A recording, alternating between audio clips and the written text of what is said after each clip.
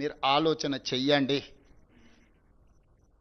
ఇక రెండవ party BRS 10 సంవత్సరాలు వాళ్ళే, పంచాయతీ మెంబర్ నుంచి పార్లమెంట్ వరకు వాళ్ళే ఉన్నారు, మున్సిపల్ కౌన్సిలర్ నుంచి ముఖ్యమంత్రి వరకు వాళ్ళే ఉన్నారు. 10 ఏళ్లలో వాళ్ళు లేని పదవి ఏదన్నా ఉందా? వాళ్ళ పార్టీ, వాళ్ళ కుటుంబం, వాళ్ళే కదా ఉన్నది. ముఖ్యమంత్రి కేసీఆర్, మున్సిపల్ శాఖ మంత్రి కేటీఆర్ గారు, వార్డు మెంబర్ నుంచి పంచాయతీ మెంబర్ నుంచి పార్లమెంట్ వరకు అందరూ. వాళ్ళ నుంచి గెలవకపోయినా అభివృద్ధి జరగాలంటే మా పార్టీలో చేరాలని ఉన్నోళ్ళందరినీ వాళ్ళే కలుపుకున్నారు. ఇప్పుడు 116 మున్సిపాలిటీలు, 7 మున్సిపల్ కార్పొరేషన్, నాకు తెలిసి 99% వాళ్ళ చేతుల్లో. ఎవ్వరు రెండో పార్టీ లేదు 2 సార్లు, ఇంక్లూడింగ్ గ్రేటర్ హైదరాబాద్. 10 సంవత్సరాలు మీరే ఉంటే మున్సిపాలిటీలో ఈరోజు సమస్యలు ఉన్నాయి, ఈ సమస్యలు పరిష్కరించడానికి మాకు ఓటేయండి అని అడుగుతారేంది?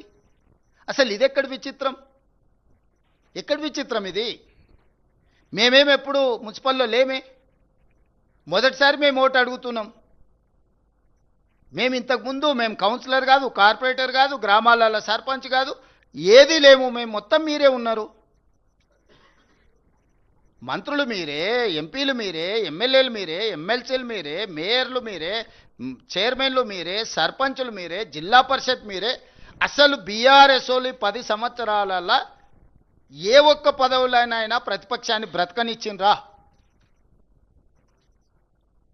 పార్టీ ఫిరాయింపులకు అభివృద్ధి ముసుగు తోడికి ఉన్నోళ్ళందరినీ మీ పార్టీలనే చేరుకున్న 100% మీ చేతుల్లోనే ఉన్నది. నిధులన్నీ మీ చేతుల్లోనే ఉన్నాయి, అధికారం అంతా మీదే ఉన్నది, పెత్తనం అంతా మీరే చెలాయించిండ్రు.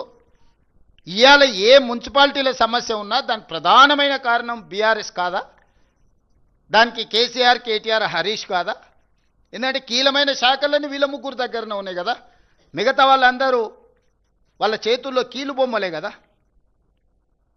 వాళ్ళు కేవలం తోలుబొమ్మల ఆట ఆడించారు. మిగతా వాళ్ళని మంత్రుల రూపంలో ముఖ్యమంత్రి గారిని కలవడానికి పోతే కూడా గేటు బయట నుంచే మెడల్ బట్టి నెట్టేసిరు హోంగార్డ్స్, మనం చూసినాం కదా. 10 సంవత్సరాలు మీరే ఉండి మున్సిపల్ అయితే నిన్నటి వరకు మీరే. ఇప్పుడు లేటెస్ట్ ఎలక్షన్ జరుగుతుంది,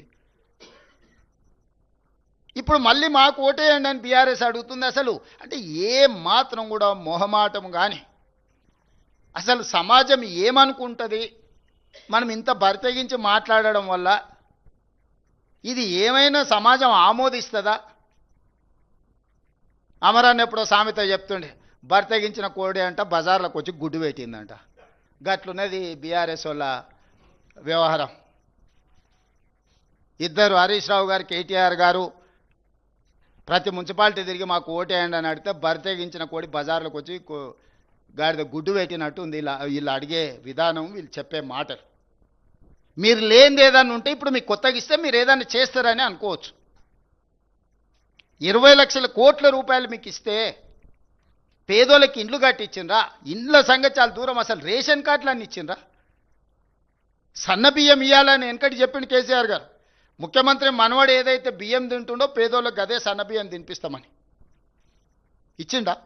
మీరు జర్నలిస్టులు, మీరు కూడా ఉన్నారు కదా ప్రజాక్షేత్రంలో, మీ గుర్తింపు కార్డు, మీ ప్లాట్ల గురించి ఇట్లా చెప్పుకుంటూ పోతే ఒక్కొక్క వర్గానికి, ఏ ఒక్క వర్గానికన్నా ఉద్యోగాలు ఇచ్చిరా, రేషన్ కార్డులు ఇచ్చిరా, సన్నబియ్యం ఇచ్చిండ్రా? అసలు ఏది వీళ్ళు అమలు చేసింది? పట్టణ ప్రాంతాలలో మోరీలు అన్న తీసిండ్రా? వరదలు వచ్చి కొట్టుకపోతే కనీసం పలకరియనన్నా పలకరిచ్చిరా?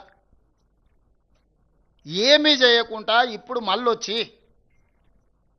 మాకు ఓటేయండి, మేము ఇరగదీస్తాం, పగలదీస్తామని అంటున్నారు. జెర్సేపటికి ఏంటన్నా ఒకరో ఇద్దరో గెలిచారు అనుకో. ఇప్పుడు కేసీఆర్ గెలిచిండు, ప్రతిపక్ష నాయకుడు అయ్యండి, ఎప్పుడన్నా సభకు వచ్చిండా? నాయకుడే ఎట్లుంటే కిందోళ్ళు ఎట్లుంటారు? రేపు వీళ్ళు వస్తారా మున్సిపాలిటీకి? ఆవు చేనుల మేస్తే దూడేమన్నా గట్టు మీద మేస్తే అది కూడా గంటకే పోయి మేస్తుంది. 25 నెలలో 26 నెలలు అయింది, జీతభత్యాలు తీసుకుంటుండు, ప్రతిపక్ష హోదా తీసుకున్నాడు, క్యాబినెట్ ర్యాంక్ పవర్ ఎంజాయ్ చేస్తున్నాడు, ప్రభుత్వం నుంచి అన్ని వసతులు పొందుతున్నాడు. ఒక్కసారి కూడా సభకు రాలే. ఒక్క సమస్య మీద చంద్రశేఖరరావు గారు ప్రతిపక్ష నాయకుడిగా పని చెయ్యలేదు. ఇది మీ కళ్ళ ఎదుటనే జరుగుతున్న విషయం కదా.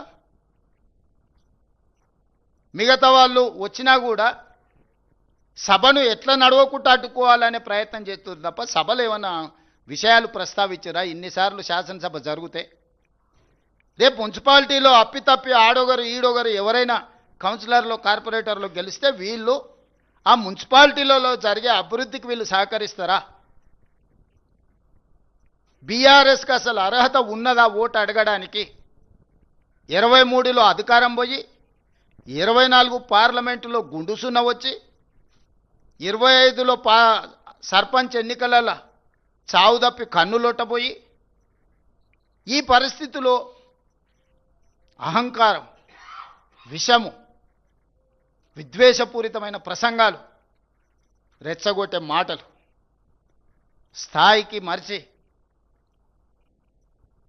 చూస్తుంటే మా ఈగల్ టీంకు చెప్పాల్సి వచ్చేటట్టుంది.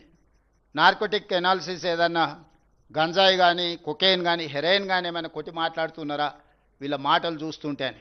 ఎందుకంటే హోష్లో లేకుండా ఉన్నోడు అట్లాంటి మాటలు మాట్లాడతాడు. హోష్లో ఉన్నోడు, ఈ సమాజం పట్ల బాధ్యత ఉన్నోడు, పెద్ద పెద్ద చదువులు చదువుకున్నా అనుకునేటోడు మాట్లాడే మాటలేనా? ఇలాంటి వాళ్ళకి ఈరోజు ఓటేయమని అడిగితే వాళ్ళు అడుగుతారు. ఎందుకంటే వాళ్ళకి దోపిడీ అలవాటు పడ్డది. ఏ రూపాయి కూడా ఇసుక వదలే, గాలి వదలే, నీరు వదలే, ఇండ్లు వదలే, ఏది వదలే. లాస్ట్కు భార్యాభర్తలు మాట్లాడుకునే టెలిఫోన్ సంభాషణలు కూడా వదలలే వాళ్ళ పైశాచిక ఆనందానికి. ఇదొక మానసిక రోగం, జబ్బు.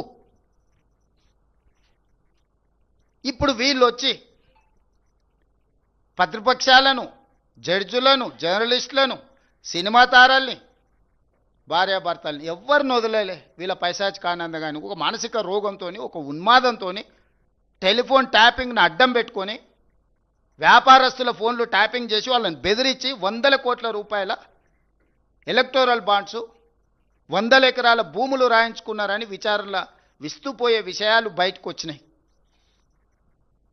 అసలు ఈ చేసిన తప్పిదాలకు పోలీస్ అధికారులు నేరగాళ్ళని పట్టుకొచ్చినప్పుడు సిగ్గయ్య ఆ నేరగాళ్ళు ముఖానికి నల్ల ముసుగేసుకొని వస్తారు, కళ్ళకు మాత్రం ఇట్లా బొక్కలు పెట్టి. అది పోలీసులు వేయరు, వాళ్ళే వేసుకుంటారు ముఖాన్ని సమాజానికి చూపించక. రేపు మళ్ళీ బజార్లో పోయినప్పుడు ప్రజలు చీదరిస్తారు, చీకొడతారు అని చెప్పి ముసుగు తోడుకొని వస్తారు. విచారణకు పిలిచినప్పుడు అట్లా ముసుగు తోడుకొని పోకుండా ఏదో పెద్ద యుద్ధం చేసి దేశాన్ని గెలిచినట్టు చేతులు ఊపుకుంటా. అసలు ఎంత బరితెగింపు మాటలు, చేతలు, వికారపు ఆలోచనలు. ఫ్లైట్లో పోయి రైతు వ్యతిరేక నల్ల చట్టాలు తీసుకొచ్చినప్పుడు ఓటేసింది. ప్రతి నిమిషం రాజ్యసభలో పహారా ఏసీ బీజేపీని కాపాడారు. వీళ్ళిద్దరూ దాదాపుగా 2022 వరకు పూర్తిగా మమేకమైపోయి, మనం సినిమాలలో చూస్తుంటాం, పున్నమినాగ సినిమాలు నాగుపాము పెంజరలు అన్నీ అల్లిబిల్లు వేసుకొని నాగిన్ డ్యాన్స్ చేస్తుంటాయి. ఆ లెవెల్లో బీజేపీ బీఆర్ఎస్ వాళ్ళు అసలు విడదీయరానంత. ఎవరన్నా ఆ విషయాన్ని చూసినా